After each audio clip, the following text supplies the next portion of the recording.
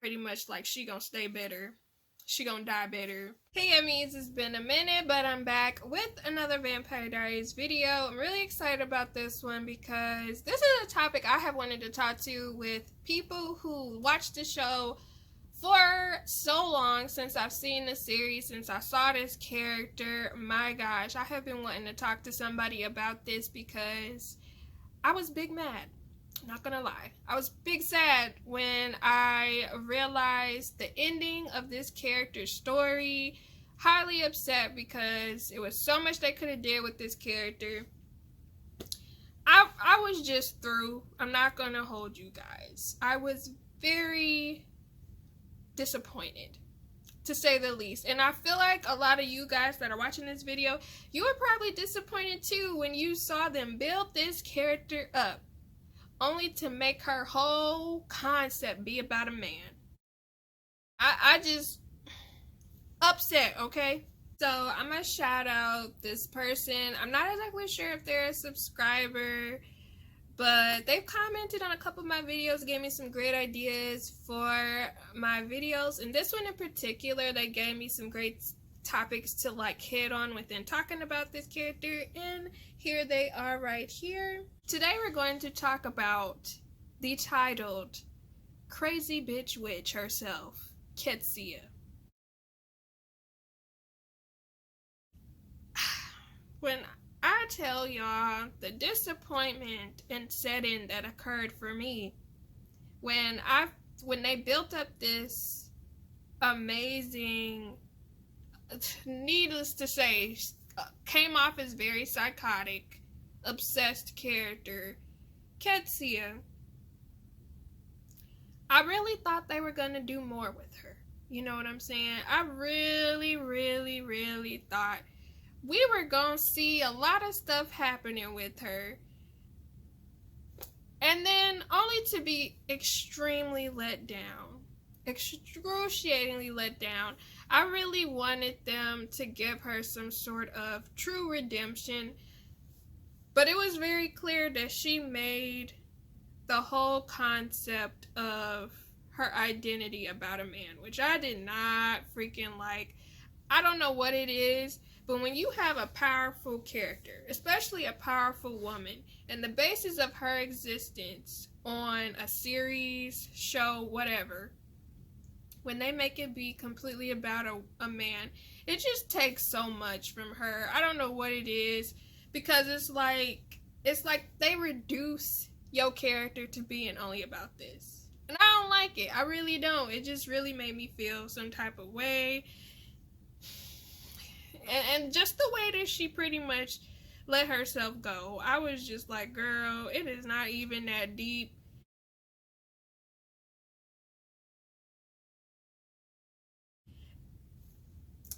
We're gonna talk about it, but I'm also gonna talk about some storylines that they could have did with her character, because there was a lot they could have did with Qetsiyah's character. There was so many different doors they could have opened with her character that the Vampire Diaries writers did not, for whatever reason. I know they probably wanted, obviously they went a different way, but it was just so much they could have did with her character, and it was just so disappointing.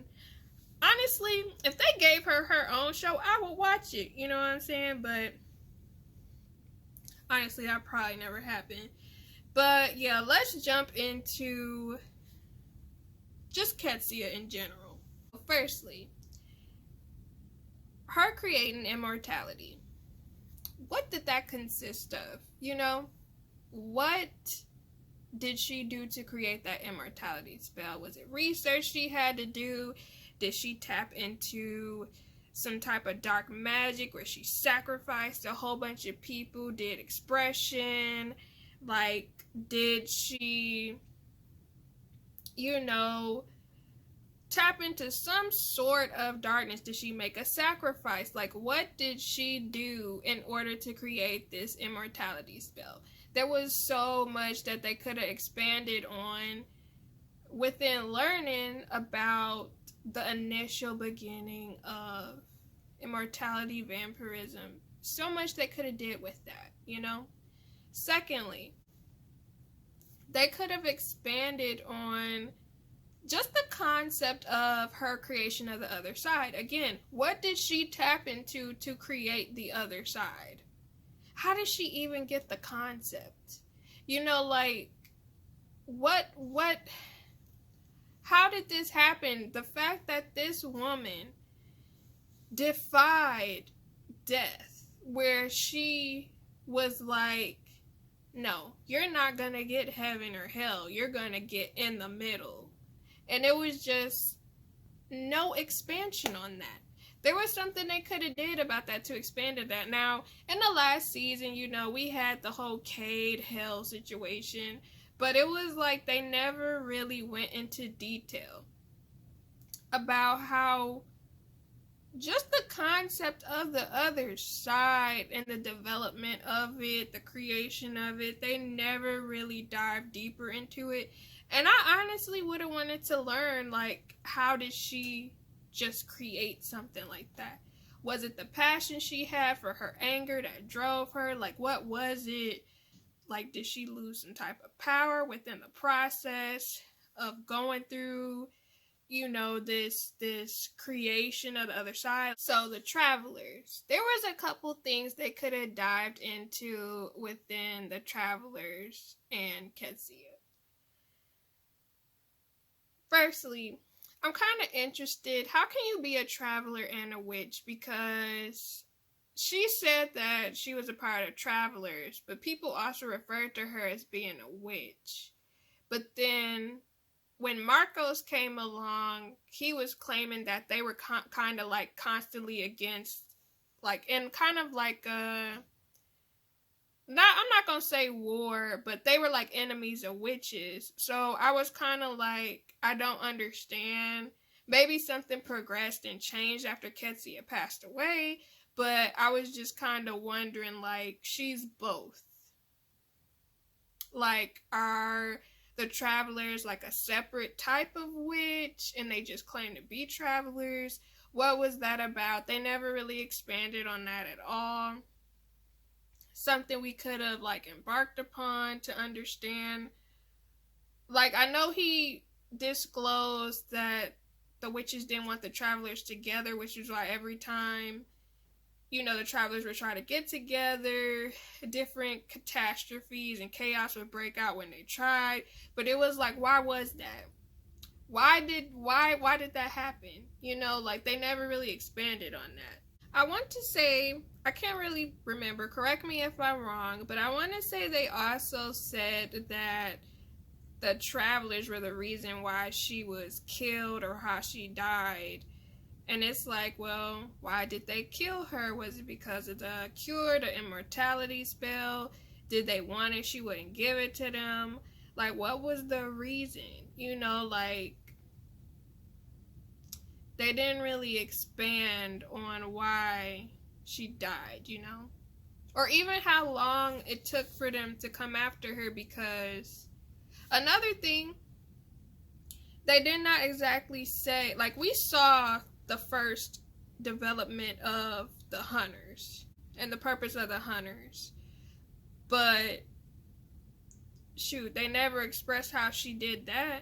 I know we saw some unnamed, unknown witch performing the whole hunter sword thing with the one hunter and his crew that was dating Rebecca, but we never actually understood how that even came about, you know, because their whole purpose was, yes, they were supposed to kill vampires, but their whole purpose was to kill Silas.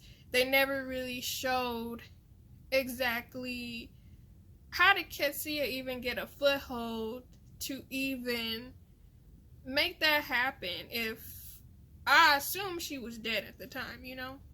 Another thing was the fact that if Bonnie was a descendant of Qetsiyah, who was the guy that she ended up with? Because she was obsessed with Silas, so I assume she had a child with somebody else to keep the bloodline going. And it's like, well, who was her child, or like what happened to them, you know?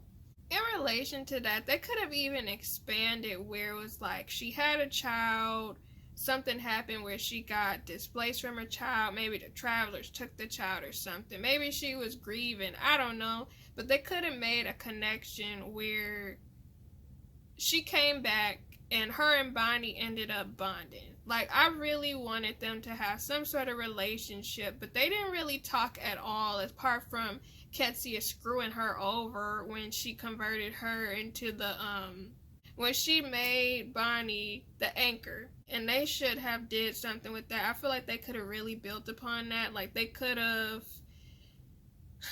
went back into the past or something where they told Qetsiyah background, her relationship with her child or something, where she ended up getting some sort of redemption where Bonnie became like the long lost daughter she never had or something, and then she saved Bonnie and found a different type of love versus the love she had for Silas, you know. Or they could have just made some type of relationship with Bonnie in general where it was like, even though it was kind of dysfunctional, you saw that there was something that showed that she genuinely was not like, I'm not gonna say Qetsiyah was like a completely bad person. She was just bent on revenge, but it would have been nice to see her being kind of like different. Because don't get me wrong, she was kind of kind to Stefan, but again, she had a whole vendetta, and it was just, I don't know, it just was not good enough for me. It was not good enough for me. I just wanted to see something else versus seeing a crazy, upset, mad black woman. I don't know, I just cannot stand, like, when they portray us like that. I just really wanted her to be a little different. And it's like, you understood that Silas drove her to be that way and she just became obsessed, but I really wanted her to make a connection with somebody else, not just Stefan because he looked like her, but I'm just saying look like Silas, but it's just, I wanted something more for her, and they didn't give that.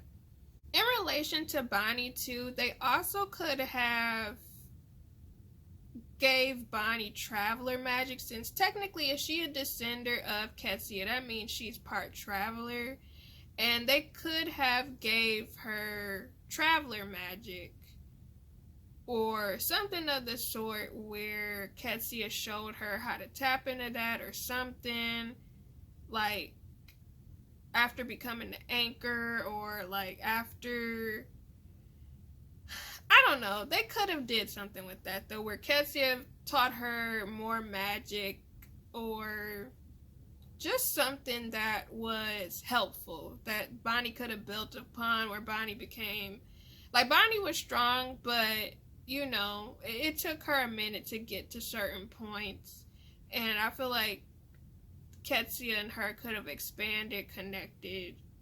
It could have went somewhere. So this might be a reach, but I kind of wanted them to have a connection between Markos and Qetsiyah just a little bit, like whether he was a cousin, the guy who she actually had her baby with, that Bonnie was descended from, you know, it could have been something they could have did with that. And I'm gonna mention this in another video, but there have been claims, like, because I read some Vampire Diaries forums, I have read some in the past, and there were speculations that Markos was actually the baby daddy of someone else in the series. And I'll talk about that in another video, but, you know, it would have been interesting if Markos had been the baby daddy of Qetsiyah's child, or a cousin, or a grandfather, or something. Like, it would have, grandson, it would have been interesting if there was a connection between those two, but they didn't even build upon that. They didn't really build upon Markos at all, because they could have did a lot with his character too. But yeah, it was just, I don't know, you know, when it came to the villains after Klaus, it was kind of sloppily done. I think the only villain that I actually liked after Klaus was Kai a little bit, even though Kai was horrible. He was awful, but it was a lot of chaos with him. And unfortunately, I did end up liking Kai a little bit. And I'll probably talk about him in a different video. But yeah, I don't know. When it came to Qetsiyah, Markos, honestly, Silas even wasn't as, like, he was horrible, don't get me wrong, but I don't know. I just expected something else, something more, some more build. Like the way they did with Klaus, they really invested in Klaus for like 2-3 seasons, but you get these other villains. They didn't really build upon them, and I think that's where the disconnect was for me. Because you just get this woman who fell in love, realizing she was cheated on, wanted to spend her entire existence with this guy, and he did it with somebody else. And then somehow, some way, she just became obsessed with vengeance. And it's like for 2,000 years, she was obsessed with vengeance. And I really, really wanted them to break her character out of that at some point in time within the Vampire Diaries, but they never did. They were pretty much like, she gonna stay better. She gonna die better. Like, that is the vibe that it was on for her, and I really did not like that. I really wanted to see more. I wanted to see her do more. I wanted to see her blow some stuff up, you know what I'm saying? I really wanted to see her, like, be in an all-out fight or something, and then all they gave us was this little X's spat where they were just throwing, like fireplace items at each other.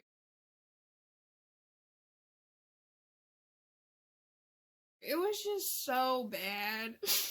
So now it's time for y'all to chime in. What were y'all thoughts on Qetsiyah? What would y'all have liked to see from her character? Did y'all even like her? What type of villain did you think she was? Do you think she was actually a good villain? Do you think they could have expanded on her character? Really let me know, because I just feel like they could have did a multiple of things with her, and they kind of just didn't. Like, they really chose to not do that. And they did that with a lot of characters after a while. But let me know your thoughts in the comments down below. I'll be back soon with another Vampire Diaries video. Check out the Vampire Diaries videos that I already have, which will be up here.